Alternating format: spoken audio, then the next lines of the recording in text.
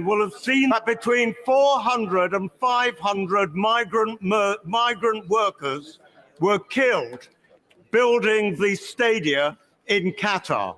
Does this not make FIFA's decision to choose Qatar as a location even more ridiculous? And will she join me in condemning FIFA in the way that they have kowtowed to the government of Qatar in relation to their anti-LGBT bullying?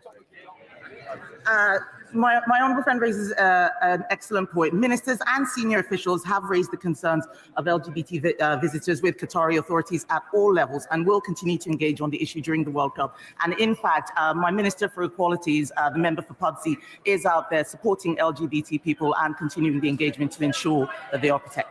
Toby Perkins. Thank you, Mr. Speaker. Black and ethnic minority students are proportionately higher within further education colleges, but the number of black and ethnic minority lecturers is small and the number of black and ethnic minority college leaders is tiny. So what is the government actually doing to address this? Mr. Speaker, he asks an excellent question. This is one of the issues which we looked at in our Inclusive Britain strategy. The Department for Education and the Equality Department are working to ensure that we do get the right proportion and representation of people in the education sector. He is right that there is an underrepresentation, and we need to look at the ways within the Equality Act, such as a positive action, in order to help address that balance. Before we come to Prime Minister's questions, I would like to point out that the British Sign Language interpretation proceedings is available to watch on Parliament Live TV. We now start with questions of Prime Minister Tommy Shepherd. Number one, Mr. Speaker. Prime Minister. Mr. Speaker, I'm sure colleagues from around the House will want to join me in congratulating England on last night. Commending Wales for inspiring millions, and also wishing everyone a happy St Andrew's Day. Mr. Speaker, this morning I had meetings with ministerial. In addition to my duties in this House, I shall have further such meetings later today. Tommy Shepherd. In 2014, his predecessor David Cameron signed up to the Smith Commission, which promised, amongst other things, that nothing in its report would prevent Scotland becoming an independent country should the people of Scotland so choose. Can I ask the Prime Minister, does he share that view? And if he does, and in light of last week's Supreme Court judgment, will he bring forward legislation to allow that choice to be exercised? Prime Minister. Well, Mr. Speaker, we did have that conversation not so many years ago. It was described as a once-in-a-generation referendum. And we discussed this last week. I think what the people of Scotland want is for us to be working constructively together to focus on their priorities. That's indeed what we're doing in his own area, investing hundreds of millions of pounds in a growth deal and ensuring that with a new concert hall, we can enshrine Edinburgh's reputation as a city of culture. Sir Paul Beresford. Thank you, Mr. Speaker. I've just returned from the South Pacific and I found there a deep... No.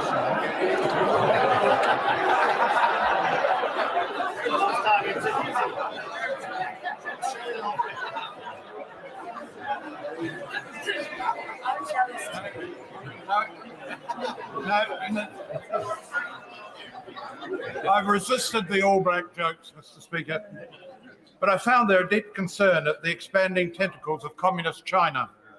Would my right honourable friend agree with me that China is more than just, as he put it, a systemic challenge, but in fact an expanding, serious geopolitical threat?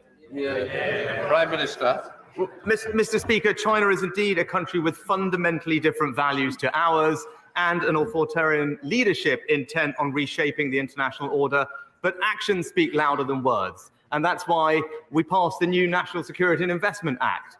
Just recently, we used that act to block the sale of Newport Wafer Fab. And this week, with our announcement of Sizewell C, we ensured that China's state-owned Nuclear Energy Corporation will no longer be a part of the project. This government making sure that we protect our country's security. We now come to the Leader of the Opposition, Kier Starmer. Thank you, Mr. Speaker. May I join the Prime Minister in saying, well done, England. And I hope we can say that next week and the week after. Commiserations to Wales, so I'm sure we'll be back in the World Cup tournament before too long. And of course, Mr. Speaker, we mark that tomorrow is World AIDS Day. Mr. Speaker, Winchester College has a rowing club, a rifle club, an extensive art collection. They charge over £45,000 a year in fees. Why did he hand them nearly £6 million of taxpayers' money this year in what his Levelling Up Secretary calls egregious state support? Prime Minister. Mr. Speaker, I'm pleased he wants to talk about schools because we recently announced billions more funding for our schools. We're helping millions of the most disadvantaged children catch up with their lost learning. And we're driving up school standards, Mr. Speaker.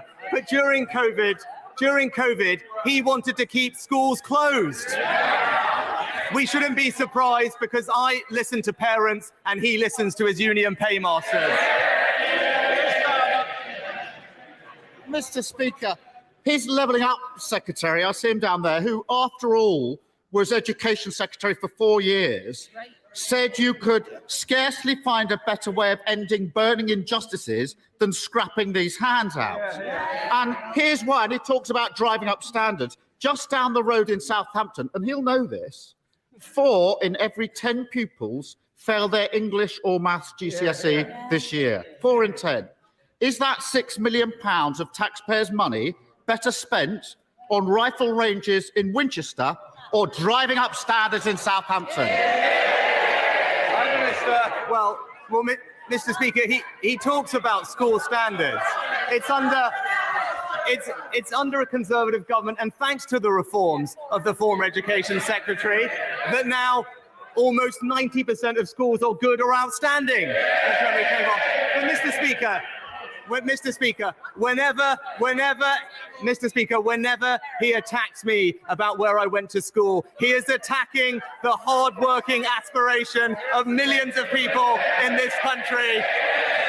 He's attacking people like my parents, Mr. Speaker.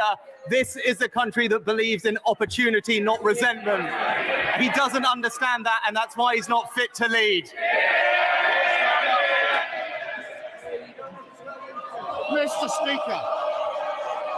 Mr. Speaker, if he thinks the route to better education in this country is tax breaks for private schools in the hope they might hand some of that down to state school, that's laughable. Trickle-down education is nonsense. And Mr. Speaker, it's not just the Levelling Up Secretary. His Education Minister sitting there asks, how much better would it be if Conservatives got rid of these handouts?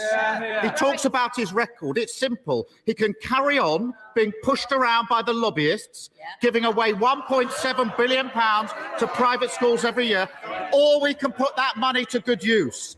And the Tory scandal, he talks about his record. Hundreds of thousands of children leaving school without the qualifications that they need.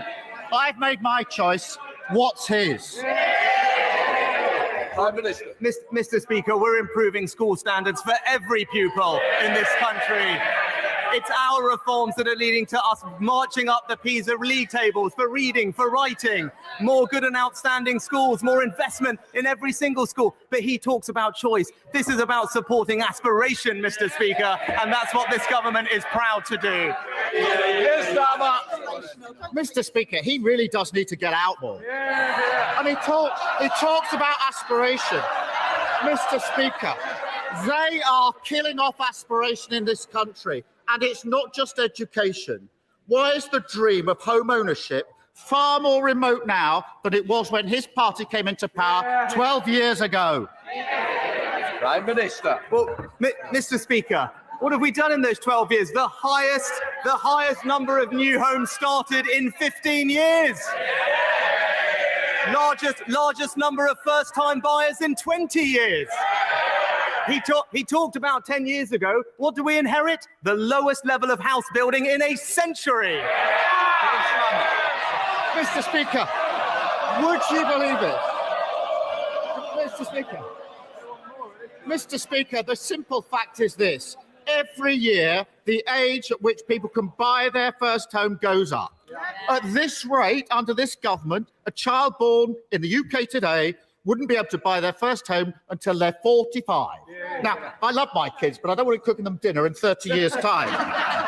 Now, Mr. Speaker, I've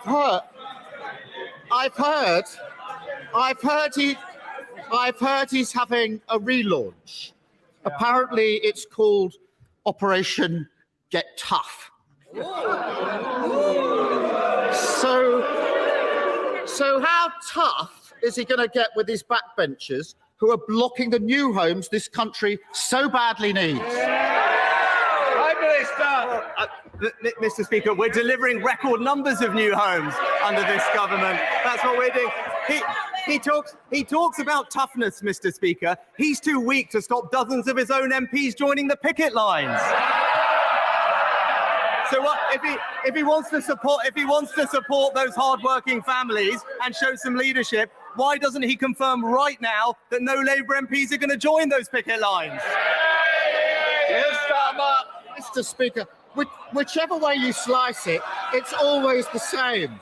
Whether it's private schools, oil giants, or those who don't pay their taxes here, every week he hands out cash to those that don't need it. Every week he gets pushed around, and every week he gets weaker. But I can help him with this one. He doesn't need to do another grubby deal. If he wants to defeat that amendment from his anti-growth backbenchers on national targets for housing, Labour will lend him the votes to do so. Country before party, that's the Labour way. Why doesn't he try it?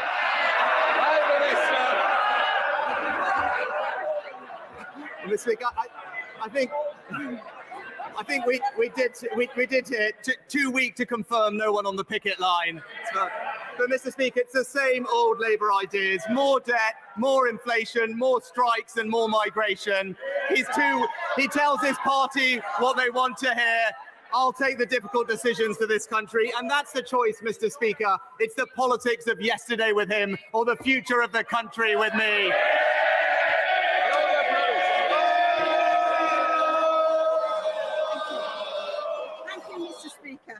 As hosts of this week's International PSBI conference, the UK again highlighted the need for more action to prevent sexual violence in conflict.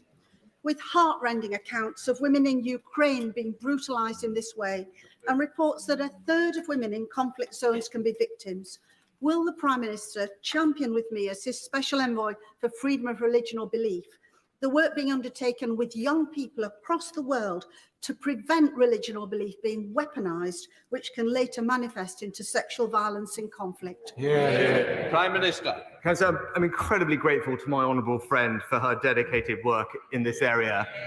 And she's absolutely right to highlight that this week the UK hosted the Preventing Sexual Violence in Conflict Initiative Conference. It was an incredible success. I pay tribute to all those involved. And as she said, we managed to reach a new political declaration in the conference where over 50 different countries have agreed to put an end to sexual violence in conflict. And she deserves praise for all her work in this area. Leader of the SNP, Ian Blackford. Thank you, Mr. Speaker. I'm sure the whole House will want to join me in sending prayers and condolences to the wife of Doddy Weir, who sadly passed away at the weekend. The absolute giant of a man, an inspirational figure in Scottish rugby, and someone who raised £8 million for M&D charities over the course of the last 6 years. Our thoughts and prayers are with Cathy, with Hamish, with Angus and with Ben. Mr. Speaker, let me wish everyone a happy St Andrew's Day. And those that know anything about St Andrew know that he's not just the patron of Scotland, he's celebrated right across Europe.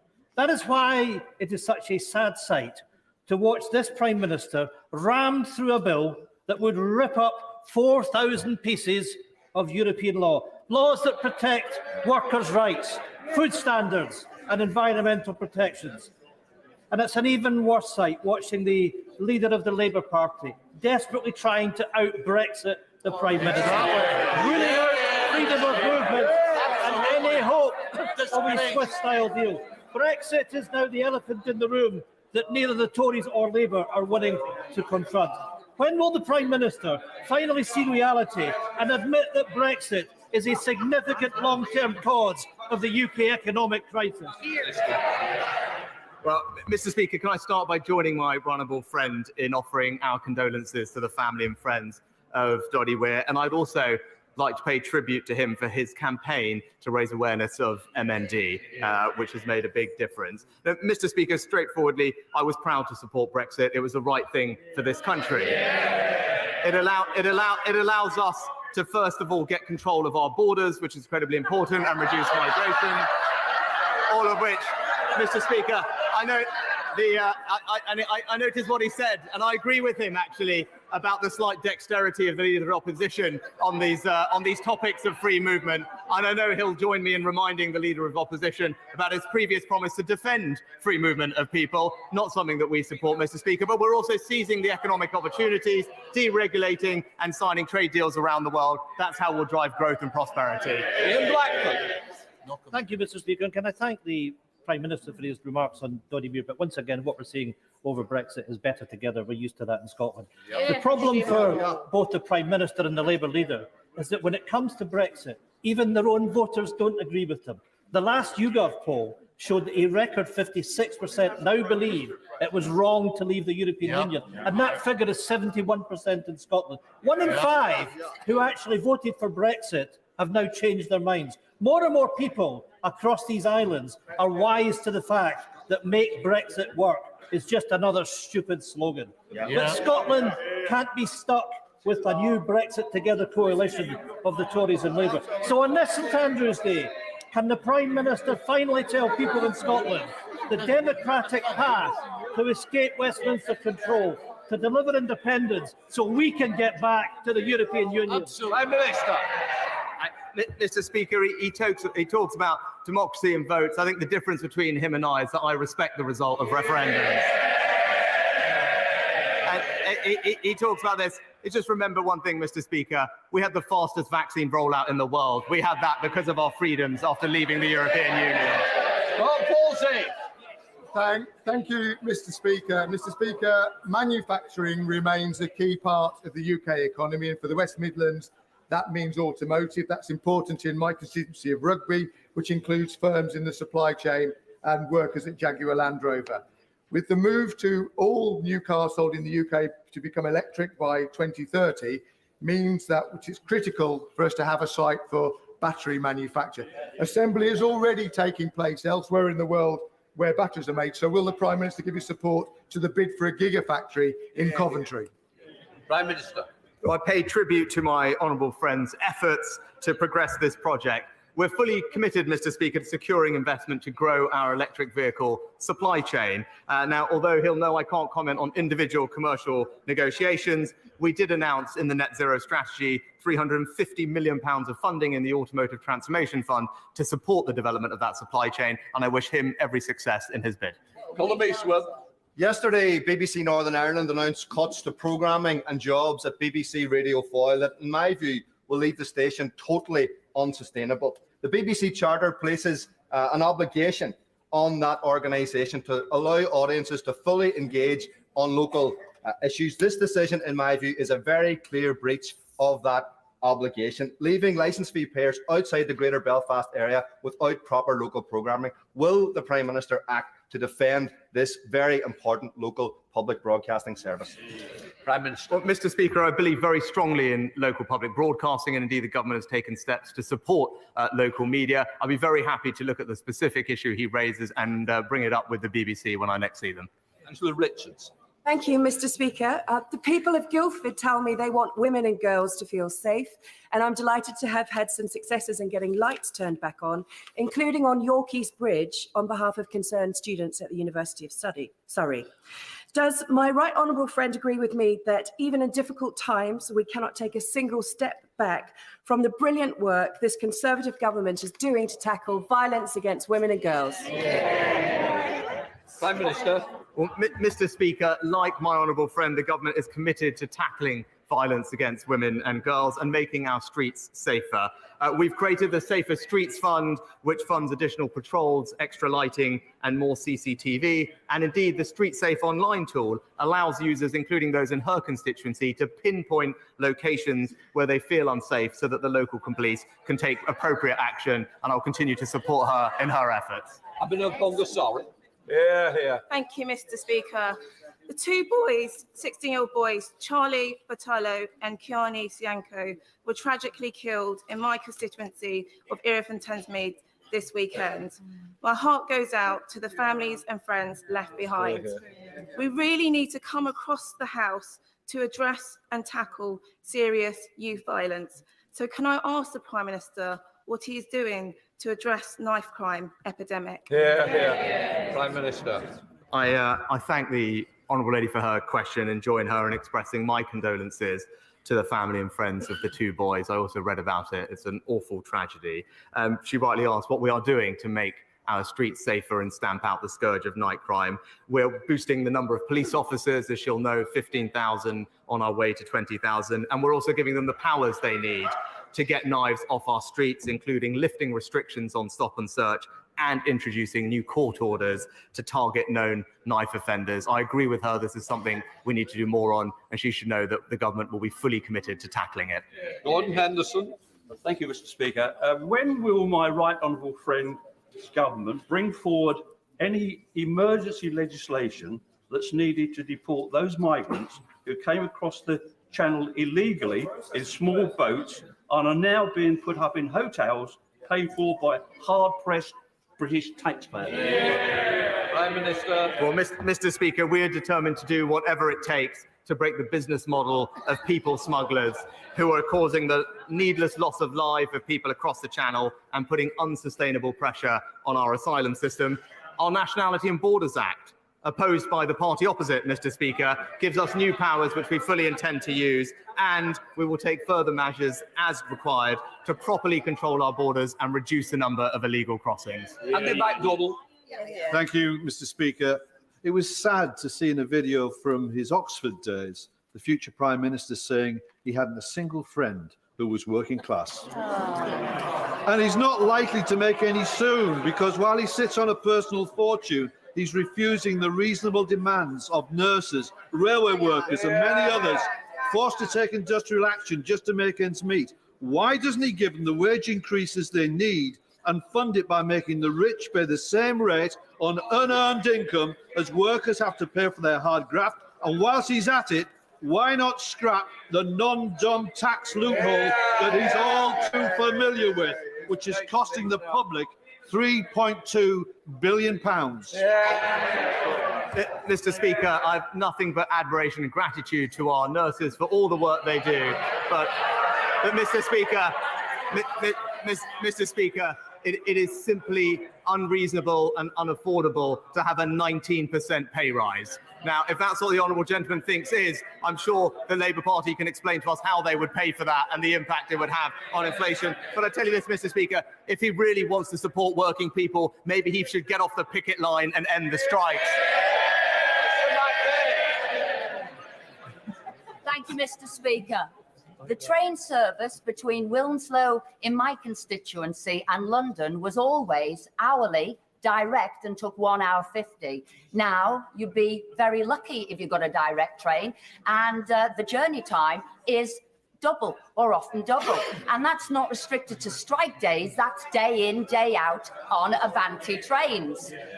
So can the Prime Minister tell my constituents what the government's going to do to sort this out and get the West Coast service back to what it used to be, because the service at the moment is completely unacceptable? Mr. Speaker, my honourable friend is absolutely right about the unacceptable deterioration in the quality of Avanti's service. The Transport Secretary is rightly monitoring and holding them to account. There is a plan to increase the number of trains to 100 additional drivers, Mr. Speaker, and restoring the full direct service between Manchester and London. But what this plan needs, Mr. Speaker, and I hope the party opposite support it, is trade union cooperation. Lyra Wilson. Thank you, Mr. Speaker. I'm sure members opposite felt a certain sense of deja vu watching the Welsh defence during last night's match. After all, they know what it feels like to have Marcus Rashford run rings round them.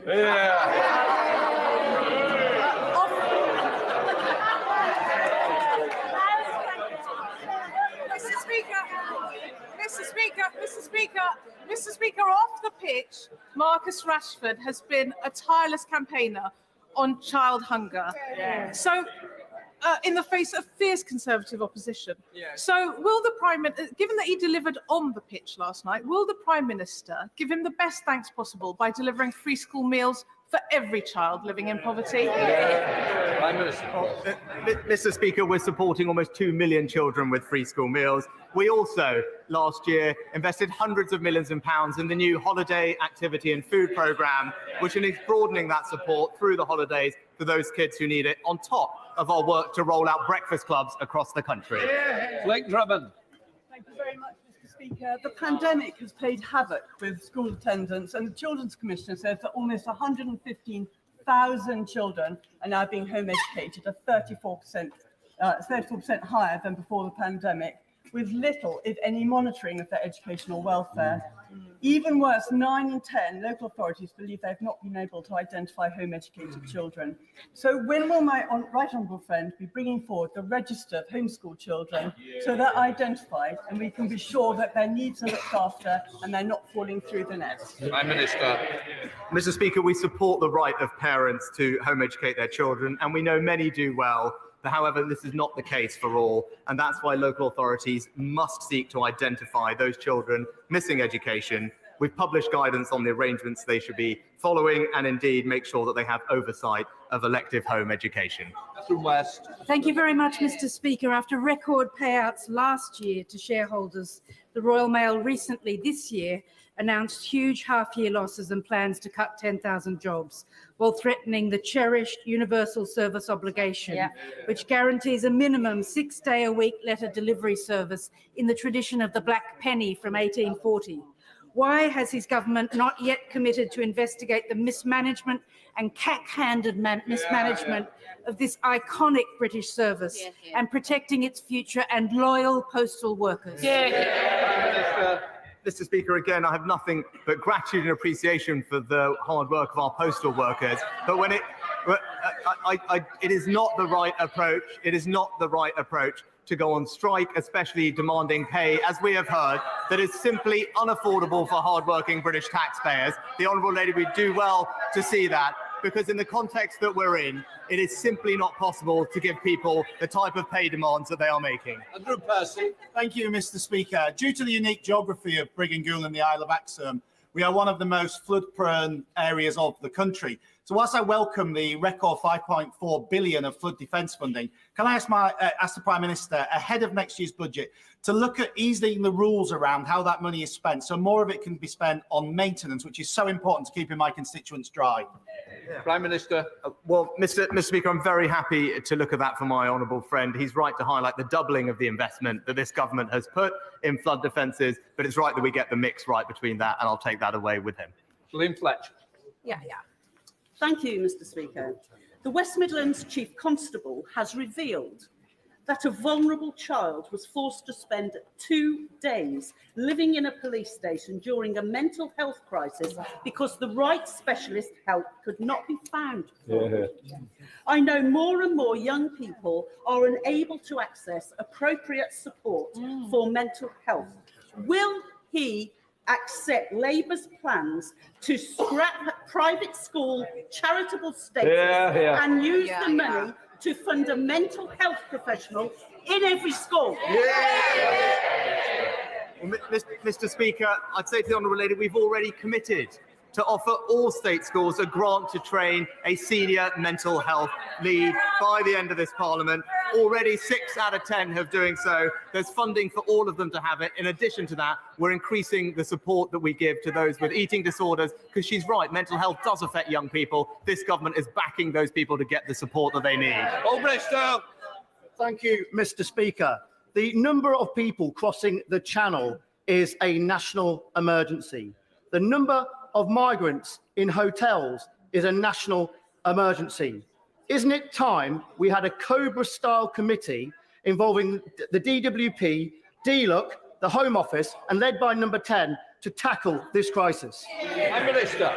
Well, Mr. Speaker, I share my honourable friend's frustration, and I want to reassure him that we will do whatever it takes to reduce the number of illegal crossings to this country, take any new powers that we need to. I look forward to working with him to ensure we can do that, because this is fundamentally about our sovereignty, Mr. Speaker, and the proper control of our borders. Whilst the Labour Party have tried to oppose every measure we have taken, we will keep going, because we need to make sure that we stop the crossings. Justin Oswald. Thank you, Mr. Speaker.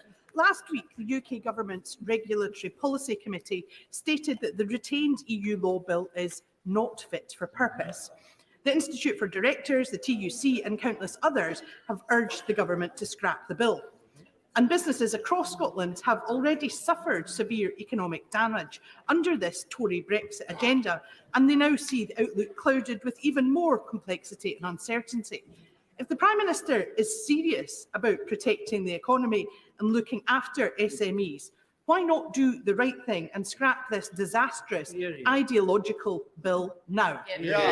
Prime Minister. Mr. Speaker, actually taking advantage of our freedoms is going to drive growth and jobs and prosperity in the United Kingdom, whether it's in life sciences, whether it's reducing the burdens on data for those SMEs, whether it's in the financial services industry in Scotland. That's how we're going to create prosperity across this nation, Mr. Speaker, and that's why we're going to get on and deregulate post-Brexit.